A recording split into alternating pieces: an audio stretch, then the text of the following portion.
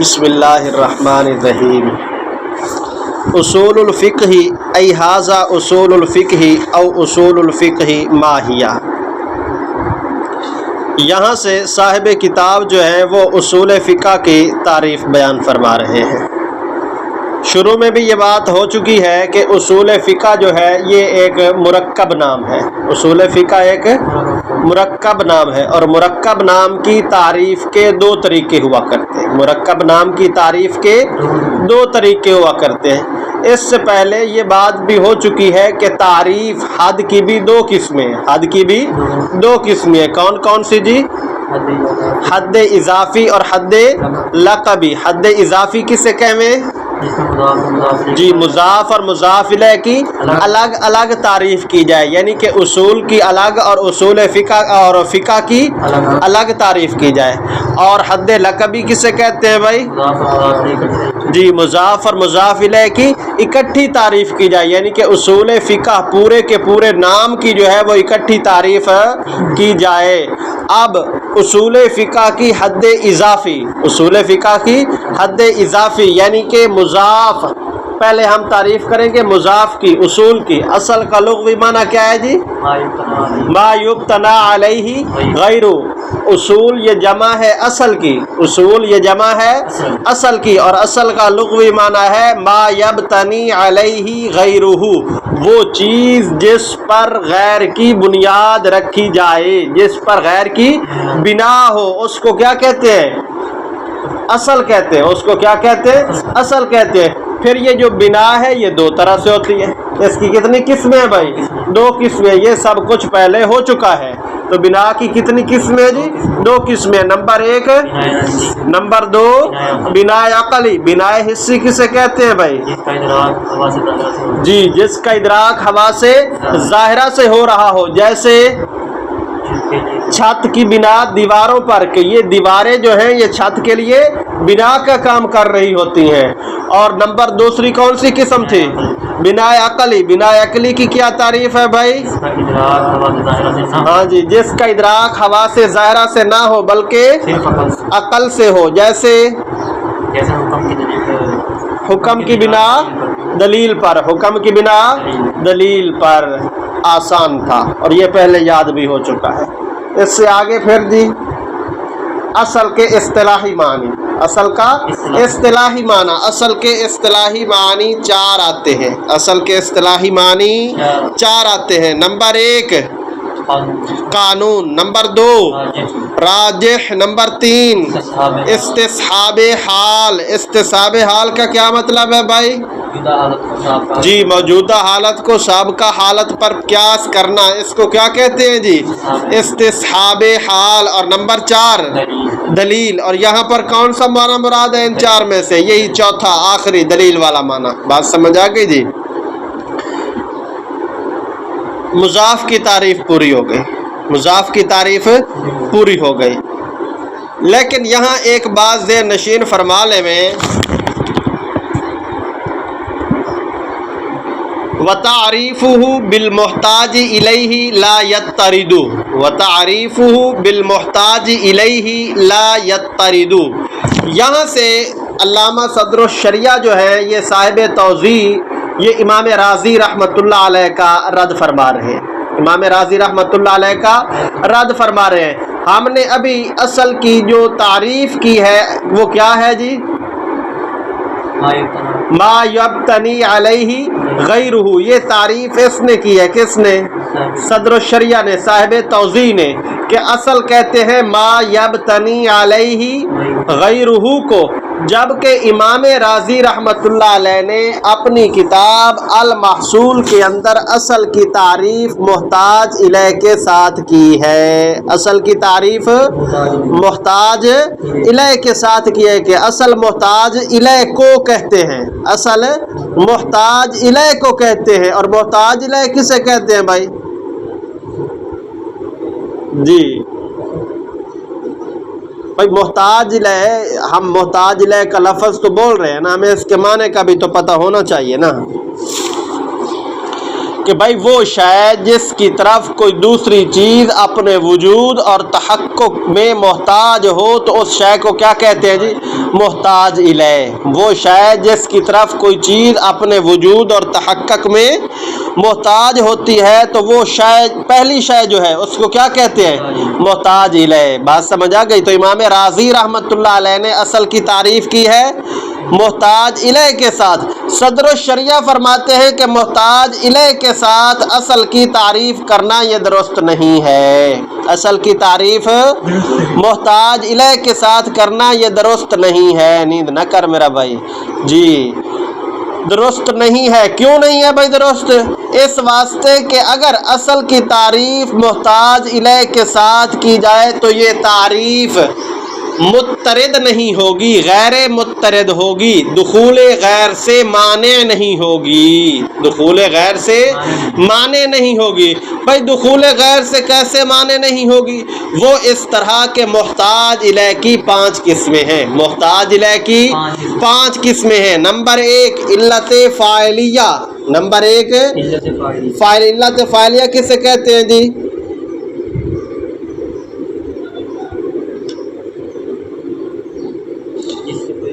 جی وہ محتاج الیہ جس سے فعل صادر ہوا، وہ محتاج الیہ جس سے فعل صادر ہوا ہو، اس کو کیا کہتے ہیں جی؟ اس کی مثال کیا ہے بھائی؟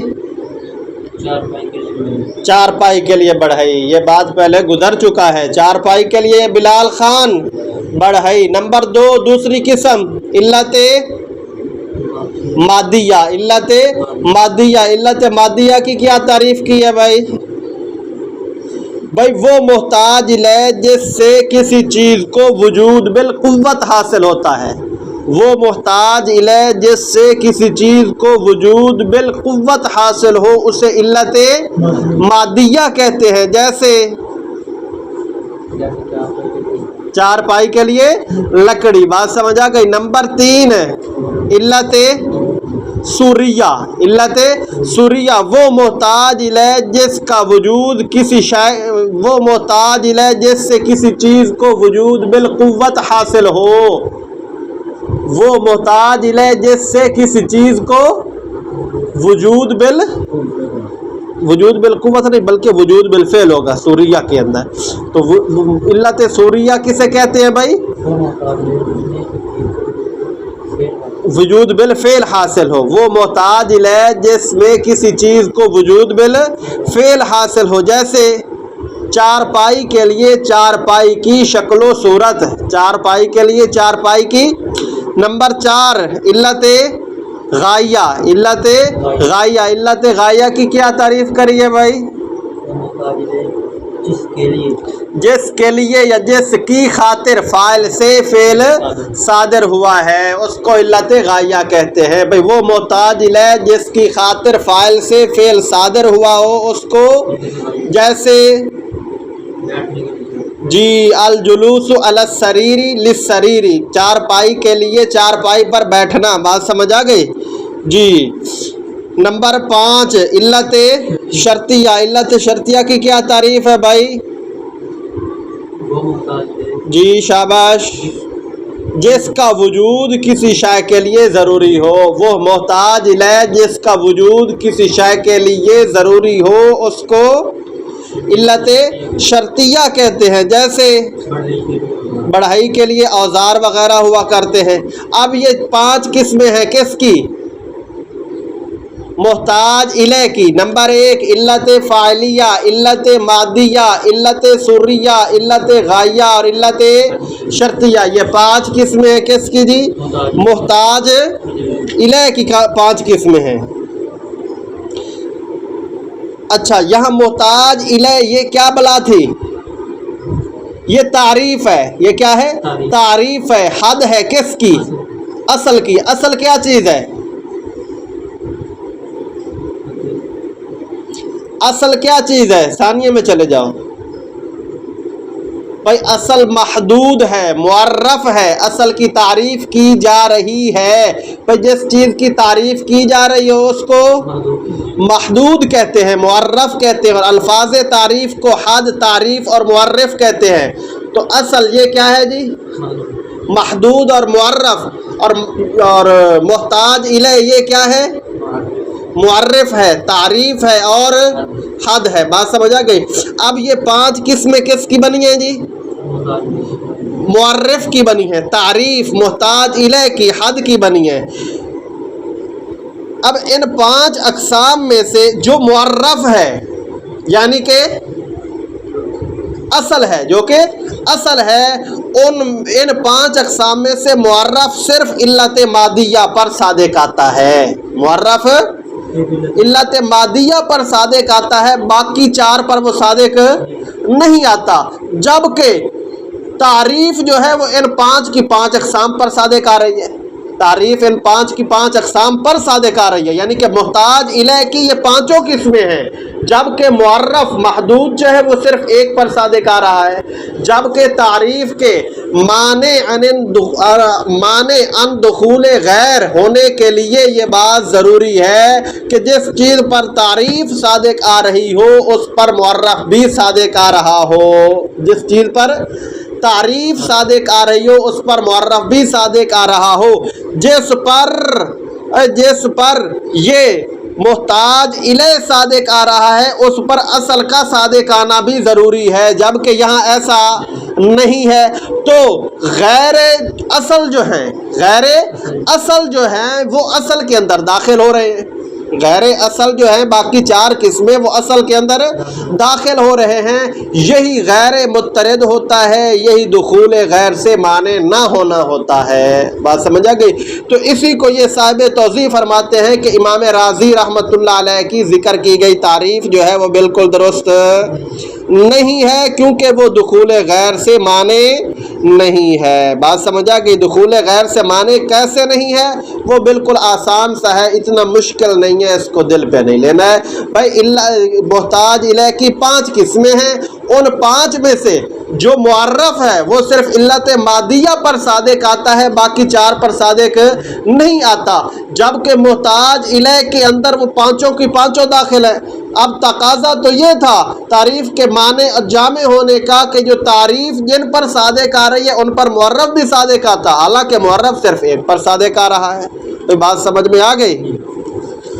اب درمیان میں چھوٹے چھوٹے فائدے ہیں، تھوڑے تھوڑے۔ وَعْلَمْ أَنَّ التَّعْرِيفَ إِمَّا حَقِيقِيٌّ كَتَعْرِيفِ الْمَاهِيَّاتِ وَإِمَّا اسْمِيٌّ۔ یہاں سے معرف کی 2 قسمیں بیان فرمائی ہیں۔ معرف کی تقسیم کی ہے یا پھر اس کو فائدہ بنا لو، ہم نے کل اس کو فائدہ ہی بنایا تھا۔ تو معرف کی کیا کی ہے جی؟ تقسیم کی ہے، تعریف نہیں بھائی، معرف کی تقسیم کی ہے۔ معرف کی 2 قسمیں ہیں، کون کون سی جی؟ معرف حقیقی اور معرف اسمی۔ نمبر 1 معرف حقیقی، نمبر 2 معرف اسمی۔ معرف حقیقی کسے کہتے ہیں بھائی؟ وہ معرف جو معرف کی حقیقت کو بیان کر دے، جو معرف کی حقیقت کو بیان کر دے، اس کو معرف حقیقی کہتے ہیں۔ یا پھر معرف حقیقی کی تعریف جو معرف کو اس کے اغیار سے ممتاز کر دے، اس کے اغیار سے ممتاز کر دے۔ جیسے انسان کی تعریف کرنا حیوان ناطق کے ساتھ، انسان کی تعریف کرنا حیوان ناطق کے ساتھ۔ دوسری قسم کون سی ہے جی؟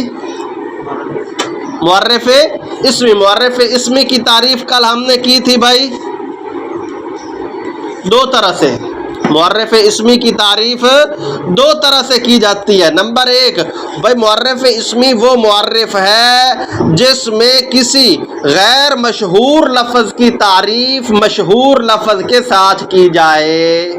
غیر مشہور لفظ کی تعریف مشہور لفظ کے ساتھ کی جائے، اس کو معرف اسمی کہتے ہیں۔ جیسے غضنفر کی تعریف اسد کے ساتھ کرنا. غضنفر بھی شعر کو کہتے ہیں، اسد بھی شعر کو کہتے ہیں. ہم اولا سے جو ہے اسد اسد سنتے آ رہے ہیں، ہمیں پتہ ہے کہ بھئی اسد شعر کو کہتے ہیں، لیکن غضنفر ہم کبھی کبھار سنتے ہیں، اس لیے وہ غیر مشہور لفظ ہے، تو اس کی تعریف اسد سے کر دی جاتی ہے، تو ہمیں پتہ چل جاتا ہے. دوسری تعریف معرف اسمی کی، جو معرف کی وضاحت اور تشریح کر دے اسے معرف اسمی کہتے ہیں. جو معرف کی وضاحت اور تشریح کر دے اس کو معرف اسمی کہتے ہیں. جیسے اصل کی تعریف ما یبتنی علیہ غیرہ سے کرنا، یا کسی بھی لفظ کی جو اصطلاحی تعریف ہوتی ہے اس کو کیا کہتے ہیں جی؟ معرف اسمی ہی کہتے ہیں. جیسے جنس کی تعریف کل ہم نے کی تھی، ہوا کلی مقول علی کثیرت المختلفت الحقیقت فی جواب ما ہوا. یا پھر ہم نے نو کی تعریف کی تھی کہ ما ہوا کے جواب میں متفقۃ الحقیقت اشیاء کو بیان کر دیا جائے، تو اس کو نو کہتے ہیں. کسی بھی چیز کی اصطلاحی تعریف کو معرف اسمی کہا جاتا ہے. اتنی بات سمجھ میں آ گئی؟ یہ ایک فائدہ ہو گیا. دوسرا فائدہ اس نے بیان کیا ہے وشرطا لقلت تعریفین الطرد سے. یہ جو دونوں تعریفیں ہیں، بات سمجھ آ گئی؟ ان معرف حقیقی ہو یا پھر معرف اسمی ہو، بات سمجھ آ گئی؟ اس سے پہلے ذرا ایک اور چیز بھی ذہن میں رکھ لیں. ماہیت کی بھی دو قسمیں ہیں. نمبر ایک ماہیت حقیقیہ. اور نمبر دو ماہیت اعتباریہ. ماہیت حقیقیہ اور ماہیت اعتباریہ. ماہیت حقیقیہ کسے کہتے ہیں بھائی جس کا اعتبار عقل سے قطع نظر کرتے ہوئے خارج میں اس کا ثبوت اور وجود موجود ہو، اس کو ماہیت حقیقیہ کہتے ہیں. ہاں واقعتاً وہ خارج کے اندر حقیقت کے اندر پائی جا رہی ہے، عقل مانتا ہے نہیں مانتا اس کو گولی مارو. بات سمجھا کہ حقیقت کے اندر یہ چیز پائی جا رہی ہے، اس کو کیا کہیں گے؟ ماہیت حقیقیہ. اور ماہیت اعتباریہ بھائی خارج سے قطع نظر کرتے ہوئے اس کا حقیقت، خارج سے قطع نظر کرتے ہوئے عقل کے اندر اس کی ماہیت، اس کا وجود پایا جانا چاہیے. عقل اس چیز کو تسلیم کر لے، خارج کے اندر وہ ہے یا نہیں، اس سے ہمیں کوئی سروکار نہیں ہوگا. اب معرف حقیقی ہو یا معرف اسمی ہو، ان دونوں کے لیے طرد بھی ضروری ہے اور عکس بھی ضروری ہے. طرد بھی ضروری ہے اور عکس بھی ضروری ہے. طرد کا معنی کیا ہے جی؟ جی کل ہو چکا ہے. طرد کا معنی کیا ہے جی؟ طرد سے مراد ہے تعریف کا معنی اندخول غیر ہونا، یعنی کہ ہر وہ مقام جہاں پر تعریف صادق آ رہی ہے وہاں پر معرف بھی صادق آنا چاہیے. بات سمجھ آ گئی؟ کیونکہ اگر معرف صادق نہ آئے تو تعریف معنی نہیں رہے گی، جیسے کہ یہاں ہوا ہے. اور عکس کا معنی کیا ہے؟ کہ ہر وہ مقام جہاں پر معرف صادق آ رہا ہے وہاں پر تعریف بھی ہونی چاہیے، وہاں پر معرف بھی صادق آنا چاہیے. اس کو ہم آسان الفاظ میں تعریف کا جامع ہونا کہہ سکتے ہیں. تعریف کا اپنے تمام افراد کو وہ شامل ہونا چاہیے، کوئی بھی فرد ہو جائے وہ اس کا تعریف سے باہر نہ نکل رہا ہو، یہ جامع ہونا ہے. بات سمجھ آ گئی؟ تو تعریف کا جامع ہونا بھی ضروری ہے اور تعریف کا معنی ہونا بھی ضروری ہے. بات سمجھ آ گئی؟ آگے چل کر پھر مصنف نے کہا ہے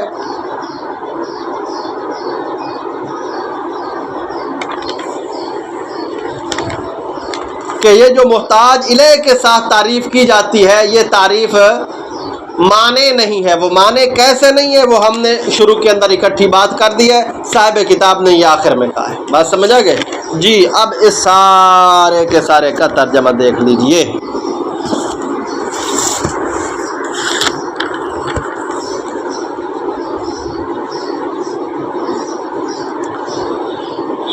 اصول الفقہ ای ھذا اصول الفقہ او اصول الفقہ ما ہی، یہاں درمیان میں یہ شارح نے ترکیب بیان کر دی ہے، مصنف نے کیا کیا ہے جی، ترکیب بیان کی ہے کہ اصول الفقہ، یہ جو لفظ ہے اصول الفقہ، اس کی دو ترکیبیں ہو سکتی ہیں۔ نمبر ایک، یہ خبر ہے مبتدا محذوف کی، یہ خبر ہے مبتدا محذوف کی، اور وہ مبتدا کیا ہے جی، ھذا، تقدیری عبارت بن جائے گی ھذا اصول الفقہ۔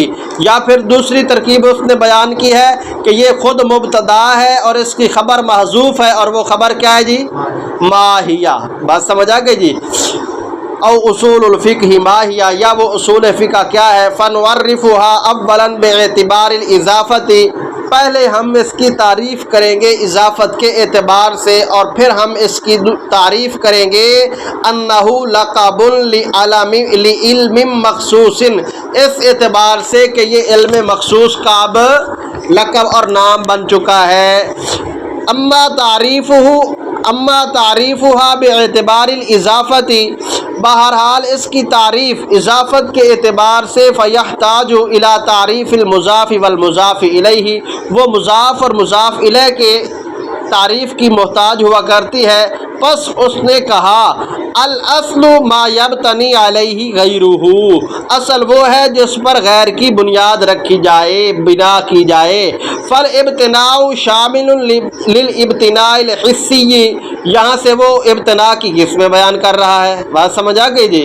جی، پس ابتناء یہ شامل ہے ابتناء حسی کو بھی، وہو ظاہر، اور یہ ظاہر ہے، والابتناء العقلی، اور ابتناء عقلی کو بھی شامل ہے، وہو ترتب الحکم علی دلیلہ، پہلی کی مثال نہیں دی، وہ ظاہر تھی، دوسری کی مثال دے دی ہے، وہو ترتب الحکم علی دلیلہ، وہ حکم کو دلیل پر مرتب کرنا ہے۔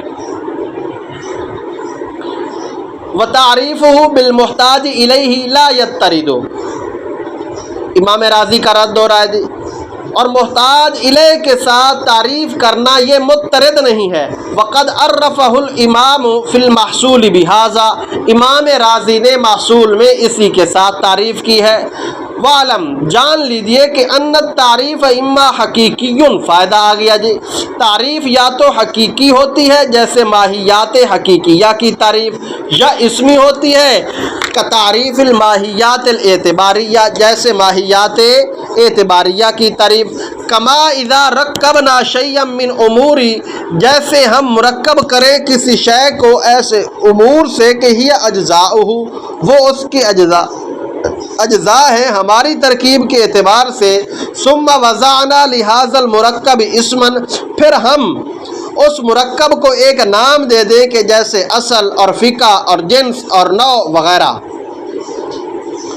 شروط وشرط لکلا التعریفین الطرد، دونوں تعریفوں کے لیے طرد مضطرد ہونا شرط ہے۔ مضطرد کا آگے خود معنی بیان کر رہا ہے، ای کل ما صدق علیہ الحد، مل گیا بھائی جی، ای کل ما صدق علیہ الحد، ہر وہ چیز جس پر صادق آ رہی ہے تعریف، اس پر صادق آئے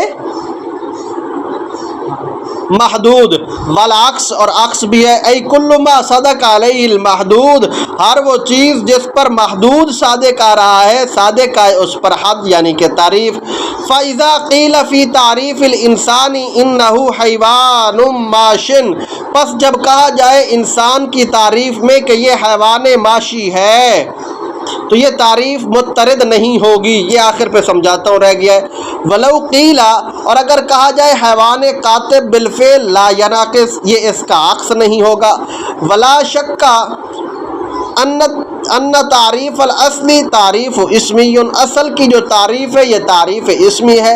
ای بیان ان لفظ الاصل لائی شیء وضع، یعنی کہ اس چیز کا بیان کرنا کہ اصل کا لفظ کس چیز کے لیے وضع کیا گیا ہے۔ فالتعریف الذی ذکر فی المحصول، وہ تعریف جو کہ محصول کے اندر ذکر کی گئی ہے، لا یطرد، وہ معنی نہیں ہے، لأنہ، اس لیے کہ ای الاصل لا یطلق علی الفاعل والصورہ، اس لیے کہ اصل نہیں بولا جاتا فاعل پر یعنی علت فاعلیہ پر، والصورہ یعنی کہ علت صوریہ پر، والغایہ ای علت الغایہ یعنی علت غایہ پر، و شروط اور نہ ہی شروط پر، جیسے کہ ادوات صناعت۔ مثلاً فعلم ان ھذا التعریف، پس جان لیجئے کہ یہ تعریف صادق آتی ہے علی ھذہ الاشیاء، ان تمام اشیاء پر، لکونھا محتاجا الیہا، کیونکہ یہ سارے اس کی طرف محتاج ہیں، والمحدود اور محدود لا یصدق علیہا، ان پر صادق نہیں آتا، لأن شیئا من ھذہ الاشیاء لا یسمى اصلا، اس لیے کہ ان اشیاء میں سے کسی بھی چیز کا، ان اشیاء میں سے کسی بھی چیز کو اصل نہیں کہا جاتا، فلا یصح ھذا التعریف الاسمی، لہذا یہ تعریف اسمی ٹھیک نہیں ہوگی۔ کل بھی آخر میں اور آج بھی آخر میں ہم نے یہ دو چیزیں پڑھی تھیں، کون سی؟ تعریف کا جامع اور مانع ہونا ضروری ہے، تعریف کا جامع اور مانع ہونا ضروری ہے، کہ جہاں مضطرد لا یضطرد، تعریف کا مضطرد ہونا ضروری ہے، مطلب تھا کہ جہاں پر تعریف صادق آ رہی ہے وہاں پر معرف بھی صادق آئے، اور عکس کا مطلب یہ تھا کہ جہاں پر معرف صادق آ رہا ہے وہاں پر تعریف بھی صادق آئے۔ اس پر درمیان میں اس نے دو تفریعات بٹھا دی ہیں کہ انسان کی تعریف کرنا حیوان معاشی سے، انسان کسے کہتے ہیں؟ بلال کہے کہ بھائی چلنے والے کو انسان کہتے ہیں، حیوان معاشی سے انسان کی تعریف کرنا، یہ تعریف مانع عن دخول غیر نہیں ہے، اس لیے کہ ہم نے بھینسے کو بھی چلتا ہوا دیکھا ہے، چلتا ہے نا بھینسا، تو پھر وہ کیا بن جائے گا؟ انسان بن جائے گا؟ نہیں بھائی، یہ بہت ساری ایسی چیزیں ہیں جو انسان نہیں ہیں، وہ بھی اس تعریف کے ذریعے سے انسان میں داخل ہو جائیں گی، لہٰذا یہ حیوان معاشی کے ساتھ انسان کی تعریف کرنا بالکل درست نہیں ہے۔ اسی طرح اگر کہا جائے انسان کسے کہتے ہیں، اس کی تعریف کی جائے حیوان کاتب بالفعل، بالفعل جو لکھنے والا ہو اس کو کیا کہتے ہیں؟ کاتب۔ اب حارث ابھی لکھ نہیں رہا تو کیا مطلب بلال کے مطابق یہ انسان نہیں ہے؟ انسان تو ہے، لیکن یہ جو اصل میں تعریف کی گئی ہے نا کہ انسان وہ حیوان ہے جو بالفعل لکھنے والا ہو، یہ تعریف درست نہیں ہے، کہ ہر وقت تو بندہ لکھتا نہیں رہتا ہے جی، تو اس لیے تعریف کا جامع ہونا بھی ضروری ہے اور تعریف کا مانع ہونا بھی ضروری ہے۔ حیوان معاشی کے ساتھ تعریف کرنا یہ اس نے مضطرد ہونے پر تفریع بٹھائی ہے، اور حیوان کاتب بالفعل کے ساتھ تعریف کرنا انسان کی، یہ اس نے تعریف کے عکس اور جامع ہونے پر تعریف بٹھائی ہے۔ گل سمجھ آ گئی ہے؟